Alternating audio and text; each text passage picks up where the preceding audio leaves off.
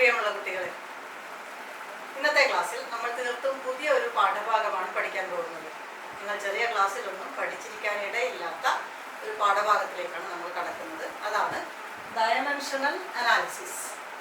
കഴിഞ്ഞ ക്ലാസ്സുകളിൽ നമ്മൾ കണ്ടു ഫിസിക്സിൻ്റെ ലോകത്തിലെ ക്വാണ്ടിറ്റീസിനെ 7 ഫണ്ടമെൻ്റൽ ക്വാണ്ടിറ്റീസ് ഉപയോഗിച്ചുകൊണ്ട് റെപ്രസെൻറ്റ് ചെയ്യാമെന്ന് നമ്മൾ കണ്ടു. അതായത് ഫിസിക്സിൻ്റെ ലോകം വരച്ചിടാൻ ഉപയോഗിക്കുന്ന 7 നിറങ്ങളാണ് ഫണ്ടമെൻ്റൽ ക്വാണ്ടിറ്റീസ് എന്ന് നമുക്ക് വേണമെങ്കിൽ പറയാം. ഈ ഫണ്ടമെൻ്റൽ ക്വാണ്ടിറ്റീസ് ഓരോന്നിനെയും ഓരോ അക്ഷരങ്ങൾ ഉപയോഗിച്ചുകൊണ്ട് റെപ്രസെൻറ്റ് ചെയ്യുകയാണ് ഇനി നമ്മൾ ചെയ്യാൻ പോകുന്നത്.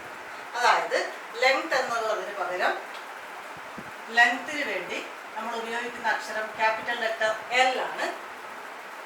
മാസിന് വേണ്ടി നമ്മൾ ഉപയോഗിക്കുന്ന അക്ഷരം ക്യാപിറ്റൽ എം ആണ്. ടൈമിന് പകരം ഉപയോഗിക്കുന്ന അക്ഷരം ക്യാപിറ്റൽ ടി ആണ്. അതുപോലെ ടെമ്പറേച്ചറിന് ഉപയോഗിക്കുന്ന അക്ഷരം കെ ആണ്. ഇലക്ട്രിക് കറന്റ് എ എന്ന അക്ഷരം കൊണ്ട് സൂചിപ്പിക്കുന്നു. എമൗണ്ട് ഓഫ്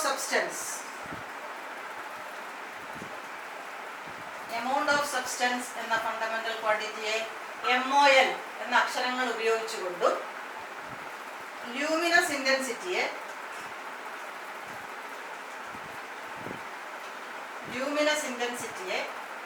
CD എന്ന അക്ഷരങ്ങൾ കൊണ്ടുമാണ് നമ്മൾ ഡയമെൻഷണൽ അനാലിസിസിൽ റെപ്രസെന്റ് ചെയ്യാൻ പോകുന്നത്. ഇതിൽ നമ്മൾ സ്ഥിരമായിട്ട് ഉപയോഗിക്കുന്നത് ലെങ്ത്, മാസ്, ടൈം എന്നിവയുടെ ഡയമെൻഷണൽ ക്വാണ്ടിറ്റീസ് ആണ്. അതുപോലെ ചിലപ്പോൾ നമുക്ക് ടെമ്പറേച്ചറിൻ്റെയും ഇലക്ട്രിക് കറണ്ടിൻ്റെയും കൂടെ ഉപയോഗത്തിൽ വരും. എങ്ങനെയാണ് ഈ ഫണ്ടമെന്റൽ ക്വാണ്ടിറ്റീസിന്റെ അക്ഷരങ്ങൾ ഉപയോഗിച്ചുകൊണ്ട് ഡിറൈവ്ഡ് ക്വാണ്ടിറ്റീസിനെ ലഭിക്കുക എന്നാണ് നമ്മൾ ഇനി കാണാൻ പോകുന്നത്. ഉദാഹരണം പറയുകയാണെങ്കിൽ ലെങ്തിന്റെ അക്ഷരമായ L എന്നുള്ളത് ഉപയോഗിച്ചുകൊണ്ട് ഏരിയ എന്നുള്ള ഡിറൈവ്ഡ് ക്വാണ്ടിറ്റി ലഭിക്കുന്നത് എങ്ങനെയാണെന്ന് നോക്കാം. ഏരിയയുടെ ഇക്വേഷൻ നമുക്കറിയാം, ലെങ്ത് ഇൻറ്റു ബ്രെഡ്ത്ത് ആണ്. ലെങ്തിനെ റെപ്രസെന്റ് ചെയ്യാൻ നമ്മൾ L എന്നുള്ള അക്ഷരം ഉപയോഗിക്കുന്നു. ബ്രെഡ്ത്ത് എന്ന് പറഞ്ഞാൽ മറ്റൊരു തരത്തിലുള്ള ലെങ്ത് തന്നെയാണ്. അപ്പോൾ അതിനെയും നമുക്ക് L എന്നുള്ള അക്ഷരം കൊണ്ട് തന്നെ സൂചിപ്പിക്കാം, അതായത് L². അപ്പോൾ ഏരിയ എന്ന് ഡയമെൻഷണൽ അനാലിസിസിൽ റെപ്രസെന്റ് ചെയ്യാൻ നമ്മൾ L² എന്ന് എഴുതിയാൽ മതി. ഇതുപോലെ മറ്റൊരു ഉദാഹരണം, സ്പീഡിന്റെ ഇക്വേഷൻ നിങ്ങൾക്കറിയാം, ഡിസ്റ്റൻസ് ബൈ ടൈം ആണ്.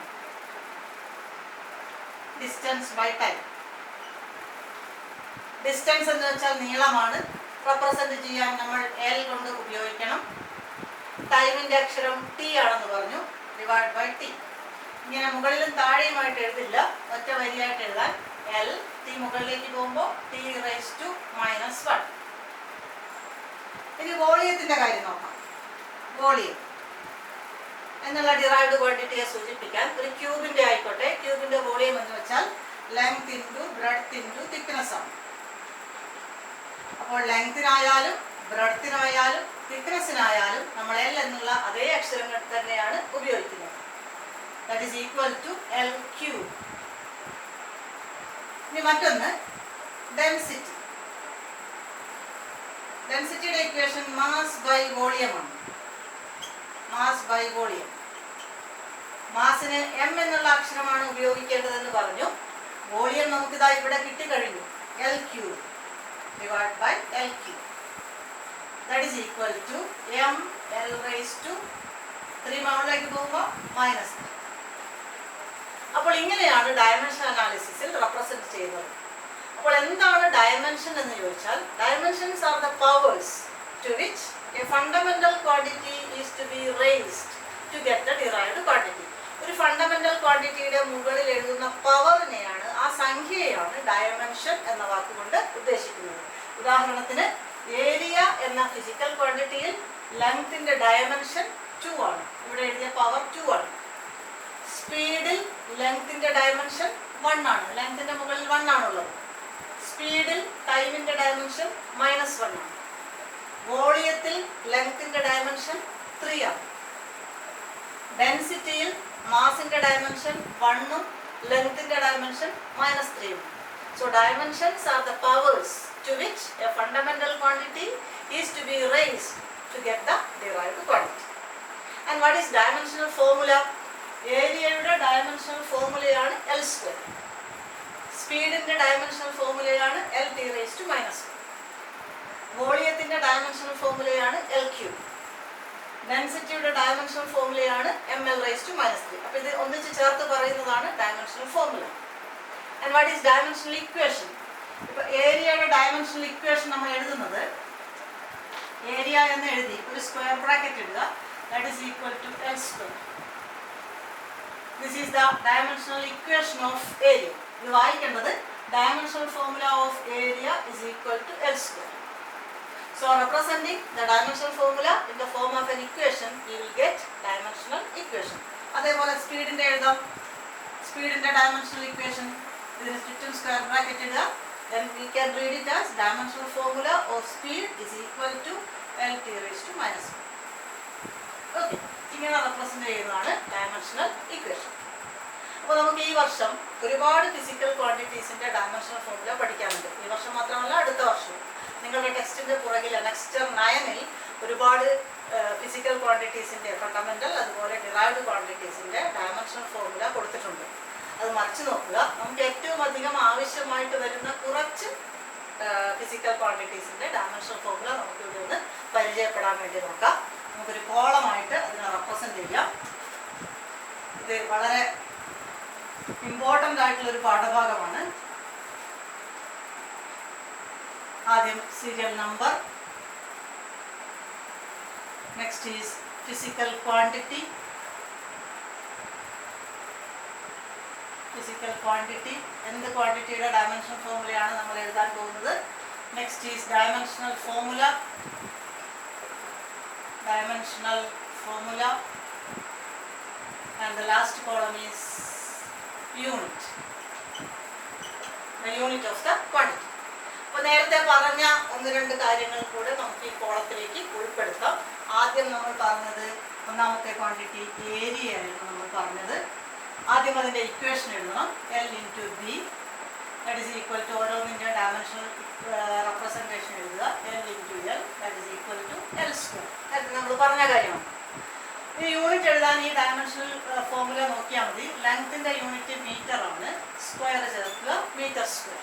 So this is the dimensional formula of this is the unit of a. Next is volume. For a cube the whole equation for volume is L into B into T, length into breadth into thickness. That is L into L into L. That is equal to L cube. And the unit is meter cube. Next is speed or velocity. Both are same. Dimensional quantities നോക്കുമ്പോൾ നമ്മൾ സ്പീഡും വെലോസിറ്റിയും same ആയിട്ടാണ് വരിക. പക്ഷെ അതിൽ നമ്മൾ one dimensional motion പഠിക്കുമ്പോൾ, മോഷനെ straight ആയി പഠിക്കുമ്പോൾ നമുക്ക് തമ്മിലുള്ള വ്യത്യാസം നമ്മൾ പഠിച്ചിരിക്കും. സോ സ്പീഡിൻ്റെ ഇക്വേഷൻ നമുക്ക് ഡിസ്റ്റൻസ് ബൈ ടൈം ആണെന്നറിയാം. Distance by time, that is L by T, that is equal to L T raised to minus 1. Unit എഴുതുമ്പോൾ ലെങ്ത്തിൻ്റെ യൂണിറ്റ് മീറ്റർ, ടൈമിൻ്റെ unit second, M S raised to minus 1. Okay, the fourth one is ഇതുവരെയുള്ള ഇനി density. അതും കൂടെ നമ്മൾ നേരത്തെ പറഞ്ഞതാണ്, അതും കൂടെ ചേർക്കാം. Density, that is mass by volume, that is M by വോളിയത്തിൻ്റെത് L cube, that is equal to M L raised to minus 3. Unit എഴുതുമ്പോൾ മാസിൻ്റെത് കിലോഗ്രാം ആൻഡ് ലെങ്ത്തിൻ്റെത് metre raised to minus 3. Okay. Fifth one is acceleration. Acceleration. Acceleration equation velocity by time എന്നാണ്. Velocity by time. വെലോസിറ്റിയുടെ നമ്മളിവിടെ ചെയ്ത് കഴിഞ്ഞു. L T raise to minus 1 by ടൈമിൻ്റെത് T. ഈ ടി മുകളിലേക്ക് പോകുമ്പം ടി റേസ് ടു മൈനസ് 1ൻ്റെ കൂടെ ഒരു ടിയും കൂടെ ചേർന്നിട്ട് ഒന്നിച്ച് ചേരുമ്പോൾ L T raise to minus 2. Unit എഴുതുമ്പോൾ ലെങ്ത്തിൻ്റെത് മീറ്റർ, ടൈമിൻ്റെത് സെക്കൻഡ്, റേസ് ടു മൈനസ് 2, അങ്ങനെ. Okay. The sixth one is force. ഫോഴ്സിന്റെ ഇക്വേഷൻ നിങ്ങൾക്ക് പരിചയം ഉണ്ടാവും. Mass into acceleration. That is m, മാസിന് m into acceleration L t raised to minus 2. That is equal to m L t raised to minus 2. Unit എഴുതുമ്പോൾ മാസിൻ്റെത് kilogram, ലെങ്തിൻ്റെത് metre, ടൈമിൻ്റെത് second, raise to minus 2. അതുപോലെ ഈ kilogram metre per second square എന്നുള്ള യൂണിറ്റിന്റെ short form ആണ്, അല്ലെങ്കിൽ അതിനെ ചുരുക്കിയാണ് നമ്മൾ ന്യൂട്ടൺ എന്ന് റെപ്രസെന്റ് ചെയ്യുന്നത്. ഫോഴ്സിന്റെ യൂണിറ്റ് ന്യൂട്ടൺ ആണ്. Kilogram, 1 kilogram meter per second square is also called 1 Newton. Next one is work or energy. Work or energy. Work in the equation force into distance എന്നാണ്. Force into distance. That is equal to m L t raised to minus 2 ആണ് force ഉള്ളത്. ഇവിടെ തൊട്ട് മുകളിലുണ്ട്. into distance നമ്മൾ length ആണ്. So into L, that is equal to m L square t raised to minus 2. ഇനി unit എഴുതുമ്പോൾ ഓരോന്നിൻ്റെയും തൊട്ട് എഴുതണമെന്നില്ല. കിലോഗ്രാം മീറ്റർ സ്ക്വയർ അങ്ങനെ എഴുതണമെന്നില്ല. ഫോഴ്സിൻ്റെ യൂണിറ്റ് ഇൻറ്റു ഡിസ്റ്റൻസിൻ്റെ യൂണിറ്റ് എഴുതിയാൽ മതി. ഫോഴ്സിൻ്റെ യൂണിറ്റ് നമുക്ക് കിട്ടി ന്യൂട്ടൺ, ഇൻറ്റു ഡിസ്റ്റൻസിൻ്റെ unit metre, newton metre, or it is also called joule. വർക്കിൻ്റെ യൂണിറ്റ് വർക്ക് അല്ലെങ്കിൽ എനർജിയുടെ യൂണിറ്റ് ജൂളാണ്. അപ്പോൾ ഒരു ന്യൂട്ടൺ മീറ്ററിനെയാണ് ഒരു ജൂൾ എന്ന് പറയുന്നത്. സോ നെക്സ്റ്റ് ക്വാണ്ടിറ്റീസ് ആർ, ഈ തരം ഡയമെൻഷണൽ ഫോമുല എഴുതുന്നത് നിങ്ങൾ എഴുതി തന്നെ ചെയ്ത് പഠിക്കണം. കണ്ട് മനസ്സിലാക്കിയാൽ പോരാ, ചെയ്ത് തന്നെ പഠിക്കണം. 8th one, that is power. പവറിന്റെ ഇക്വേഷൻ വർക്ക് ബൈ ടൈം ആണ്. Work by time. വർക്കിനെ നമ്മളിവിടെ ചെയ്തു വെച്ചിട്ടുണ്ട്. M L square T raise to minus 2 by time T. That is equal to M L square. T മുകളിലേക്ക് പോകുമ്പോൾ ഒരു ടിയും കൂടെ -1 ആവും. മൊത്തത്തിൽ ടി റേസ് ടു മൈനസ് 3. വർക്കിന്റെ യൂണിറ്റ് ബൈ ടൈമിന്റെ യൂണിറ്റ്. വർക്കിന്റെ യൂണിറ്റ് നേരത്തെ പറഞ്ഞു ജൂളാണ്. ബൈ ടൈമിന്റെ യൂണിറ്റ് സെക്കൻഡ് ആണ്. Joule per second, or it is also called watt. പവറിന്റെ യൂണിറ്റ് നിങ്ങൾ കേട്ടിട്ടുണ്ടാവും, വാട്ട്. അതുപോലെ വലിയ യൂണിറ്റുകൾ കിലോ വാട്ട്, മെഗാ വാട്ട്, അല്ലേ, അങ്ങനെയുള്ള യൂണിറ്റുകൾ കേട്ടിട്ടുണ്ടാവും. Next is momentum. Momentum momentum എന്നുള്ളതിന്റെ ഇക്വേഷൻ മാസ് ഇൻറ്റു വെലോസിറ്റി എന്നാണ്. ദാറ്റ് ഈസ് ഈക്വൽ ടു മാസിനെ m വെലോസിറ്റിക്ക് L t raised to minus. Okay, m L t raised to minus. Unit എഴുതുമ്പോൾ kilogram, ലെങ്ത്തിന് മീറ്റർ, ടൈമിന് second, raised to minus. Next, pressure.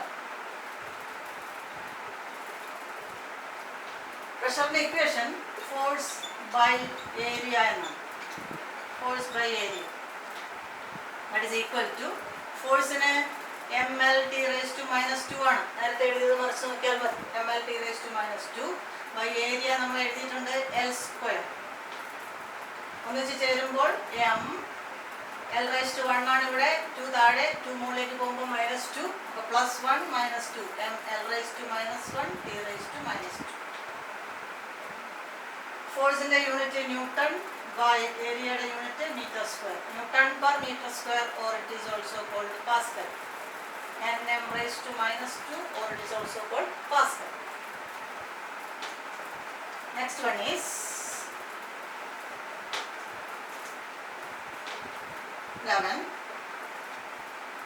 impulse.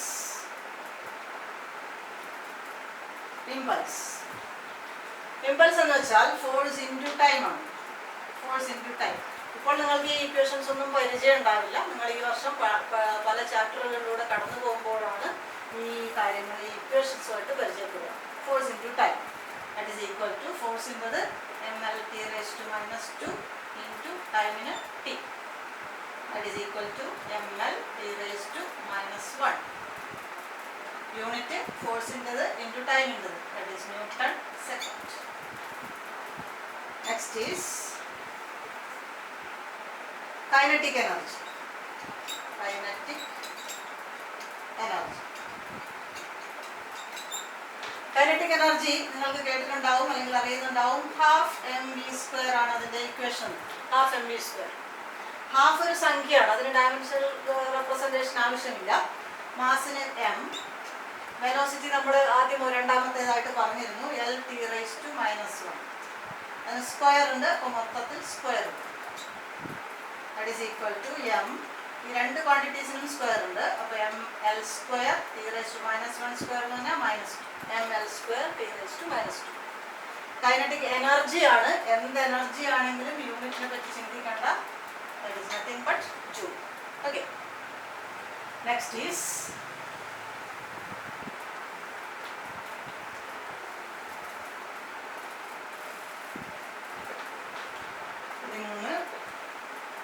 Potential energy. Potential energy. Potential എനർജിയുടെ equation നിങ്ങൾ പഠിച്ചിട്ടുണ്ടാവും. mgh ആണ്. mgh. m മാസാണ്. g എന്ന് വെച്ചാൽ acceleration due to gravity ആണ്. അപ്പോൾ നമ്മൾ ആക്സിലറേഷനെയാണ് എഴുതേണ്ടത്. L(t⁻²) acceleration. h എന്ന് പറഞ്ഞാൽ ഹൈറ്റ് ആണ്. That is a length. That is equal to ml² t⁻². Okay, unit വീണ്ടും എനർജി ആയതുകൊണ്ട് joule. Next one is frequency. ഫ്രീക്വൻസിയുടെ ഇക്വേഷൻ 1/ടൈം പീരീഡ് എന്നാണ് വരിക. 1/ടൈം period. That is equal to t⁻². Unit എഴുതുമ്പോൾ (2⁻⁻1) or is also called hertz. ഫ്രീക്വൻസിയുടെ യൂണിറ്റിനെ hertz എന്ന് പറയും. നമ്മൾ പഠിച്ചിട്ടുണ്ടാവും. Next is angle. ആംഗിളിൻ്റെ കാര്യം നമ്മൾ പാരലാക്സ് മെത്തേഡൊക്കെ പറഞ്ഞതാണ്. ആംഗിളിൻ്റെ ഇക്വേഷൻ ഓർമ്മയുണ്ടാവും. arc/radius. അല്ലേ? ആർക്ക് എന്ന് വെച്ചാൽ ഒരു നീളമാണ്, ചാപത്തിൻ്റെ നീളമാണ്. റേഡിയസ് എന്ന് വെച്ചാലും ഒരു നീളമാണ്. L/L, അത് രണ്ട് കട്ട് ചെയ്ത് പോയി. ഇപ്പോൾ ഡയമെൻഷണൽ ഫോമുല ഒന്നും കിട്ടിയില്ല. So it is a dimensionless quantity. Dimension ഇല്ല. എല്ലാ ക്വാണ്ടിറ്റീസിനും ഡയമെൻഷൻ ഉണ്ടാവണമെന്ന് നിർബന്ധമില്ല. So angle is a dimensionless quantity, but it has a unit which is radian. നമ്മൾ SI യൂണിറ്റ് റേഡിയൻ ആണെന്ന് പറഞ്ഞതാണ്. സപ്ലിമെൻ്ററി ക്വാണ്ടിറ്റിയിൽ പെടുന്ന ഒന്നാണ് angle. Next is angular velocity.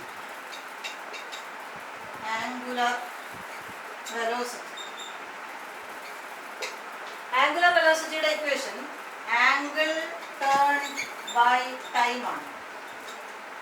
നിശ്ചിത സമയത്ത് ടേൺ ചെയ്ത ആംഗിൾ ടേൺഡ് ബൈ ടൈം. ആംഗിളിന് ഡയമെൻഷൻ ലെസ് ആണ് എന്ന് പറഞ്ഞു. അപ്പോൾ നമുക്ക് അവിടെ ഒന്നും എഴുതാൻ പറ്റില്ല, അതുകൊണ്ട് 1 എഴുതാണ് തൽക്കാലം. ബൈ ടൈമിന് t. That is equal to t⁻⁻1. So that is the dimensional formula of angular velocity. And what is the unit? Angle in the unit by time in the unit. Angle in the unit ഉണ്ട് radian, by time in the unit second. That is radian (2⁻²). Okay. Next is angular acceleration.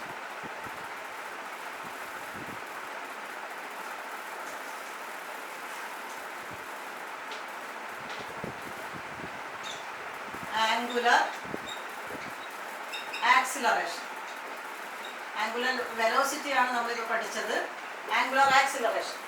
Angular acceleration means angular velocity by time. Angular velocity by time. That is equal to angular velocity യുടെ dimensional formula t⁻⁻1. t⁻⁻1 divided by time t. ഈ ടിയും കൂടെ മുകളിലേക്ക് പോകുമ്പോൾ ഒരു -1 കൂടെ മുകളിലേക്ക് എത്തി. That is equal to t⁻². Unit angular വെലോസിറ്റിയുടെ യൂണിറ്റ് റേഡിയൻ (2⁻1) ബൈ ടൈമിൻ്റെ unit second. That is equal to radian (2⁻²). Okay, next is strain. Strain എന്ന് വെച്ചാൽ പലതരത്തിലുണ്ട്. ലെങ്തിനോ അല്ലെങ്കിൽ വോളിയത്തിനോ അല്ലെങ്കിൽ ഷേപ്പിനോ നമ്മളൊരു ഫോഴ്സ് കൊടുത്തിട്ട് അതിന് ചേഞ്ച് വരുത്തുകയാണെങ്കിൽ change in dimension by original ഡയമെൻഷനെയാണ് സ്ട്രെയിൻ എന്ന് പറയുന്നത്. ഇപ്പോൾ ലെങ്ത് ആണ് ചേഞ്ച് ചെയ്യുന്നതെങ്കിൽ change in length by original length. Volume volume ആണെങ്കിൽ change in volume by original volume, അതിനാണ് സ്ട്രെയിൻ എന്ന് പറയുന്നത്. അപ്പോൾ നമുക്ക് ലെങ്ത്തിന്റെ കേസ് എടുക്കാം. Change in length by original length.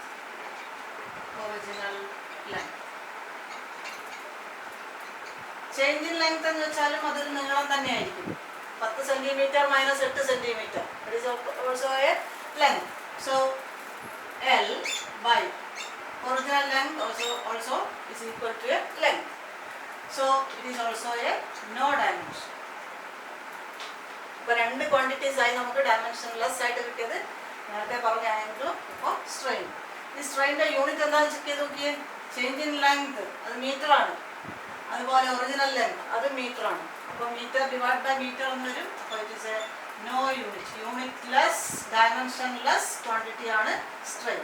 അതേസമയം ആംഗിള് യൂണിറ്റ് ഉണ്ട്, ഡയമെൻഷൻ ഇല്ലാത്ത ക്വാണ്ടിറ്റിയാണ് ആംഗിൾ. തമ്മിലുള്ള വ്യത്യാസം ഓർത്ത് നോക്കുക, അത് വളരെ പ്രധാനപ്പെട്ട ഒന്നാണ്. Next is surface tension.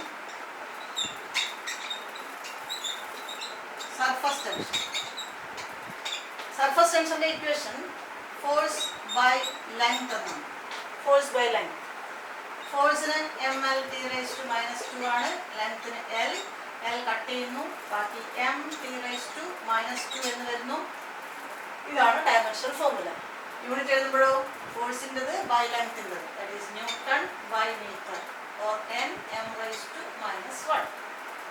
Okay, ഇനി 20ാമത്തെ മൊമെന്റ് ഓഫ് ഇനർഷ്യ. ഇതൊക്കെ നമുക്ക് ഈ വർഷം പഠിക്കാനുള്ളതാണ്. മൊമെന്റ് ഓഫ് ഇനർഷ്യ, അതിന്റെ ഇക്വേഷൻ വരിക mr² എന്നാണ്. mr² that is equal to m into r is a length, radius ആണ്. അപ്പോൾ L² that is mL² എന്നാണ് ഡയമെൻഷൻ ഫോർമുല വരിക.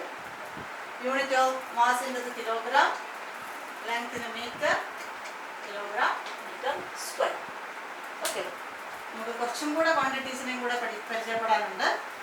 നമ്മുടെ ടെക്സ്റ്റിലുള്ളത് പറയുമ്പോൾ അത് വെച്ച് നോക്കുമ്പോൾ ഇത് വളരെ കുറവാണ് നമ്മൾ പറയുന്നത്. ഇങ്ങനെ എഴുതി ശീലം വന്നാൽ മാത്രമേ നമുക്കത് പ്രാക്ടീസ് ചെയ്യാൻ പറ്റുള്ളൂ.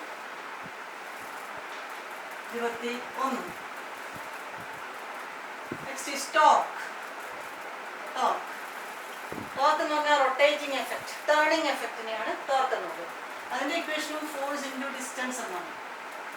That is mL(T⁻²) force into distance L.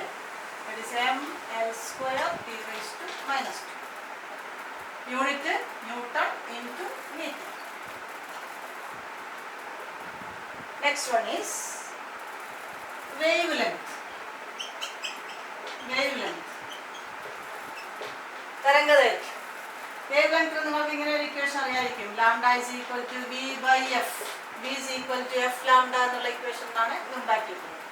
v എന്ന് പറഞ്ഞാൽ വെലോസിറ്റി ആണ്, ദാറ്റ് ഈസ് L(T⁻²) ബൈ ഫ്രീക്വൻസിക്ക് നമ്മൾ T⁻² എന്ന് കണ്ടുപിടിച്ചിരുന്നു. അത് രണ്ടും T⁻² കട്ട് ചെയ്താൽ L എന്ന് കിട്ടും. യൂണിറ്റ് ലെങ്ത്തിന്റെ യൂണിറ്റ് ആണ്, ദാറ്റ് ഈസ് മീറ്റർ. അല്ലെങ്കിൽ തന്നെ വേവ് ലെങ്ത് എന്ന് പറഞ്ഞാൽ അതൊരു ലെങ്ത് ആണ്. അപ്പോൾ പിന്നെ ഡയമെൻഷൻ ഫോർമുല മീറ്റർ തന്നെ ആയിരിക്കും. Next one is stress. Stress എന്ന് വെച്ചാൽ ഫോഴ്സ് ബൈ ഏരിയ ആണ്. that is equal to force എന്നത് mL(T⁻²) by area L². that is equal to mL(T⁻²) unit newton per metre square or Pascal.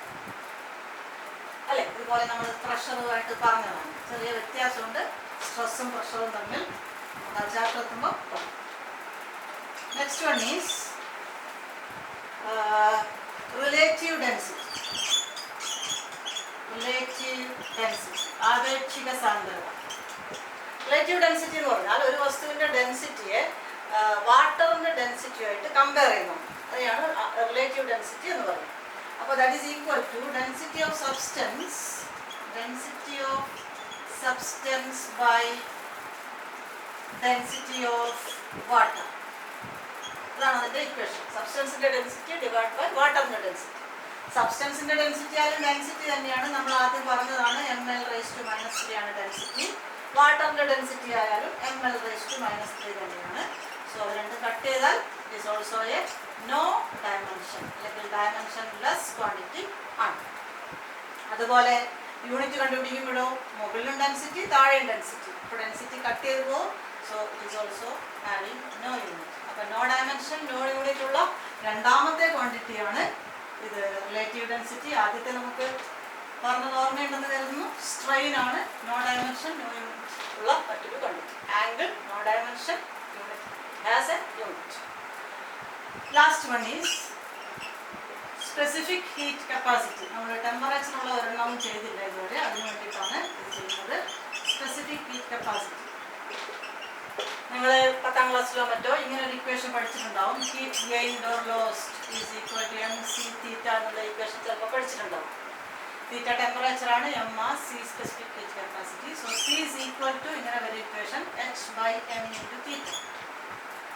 H heat എനർജിയാണ്. അപ്പോൾ എനർജിയുടെയാണ് നമ്മൾ എഴുതേണ്ടത്. mL² T⁻² ആയിരുന്നു എനർജിയുടെ. മറിച്ച് നോക്കിയാൽ കാണാം mL² T⁻² ബൈ എമ്മിന് m തന്നെ. Theta is four temperature, T അല്ല, ടെമ്പറേച്ചറിന് K ആണ് എന്നാണ് നമ്മൾ ആദ്യമേ പറഞ്ഞിരുന്നത്. സോ m കട്ട് ചെയ്തു, ബാക്കി വരിക L² T⁻² K⁻². Okay. Unit എഴുതുമ്പോൾ ഹീറ്റിൻ്റെ യൂണിറ്റ് ബൈ m തീറ്റ അവരുടെ യൂണിറ്റ്. ഹീറ്റിൻ്റെ യൂണിറ്റ് ജൂളാണ്, ഡിവൈഡ് ബൈ മാസിൻ്റെത് കിലോഗ്രാം, ടെമ്പറേച്ചറിൻ്റെത് kelvin. So the unit is J Kg⁻⁻1 K⁻⁻1.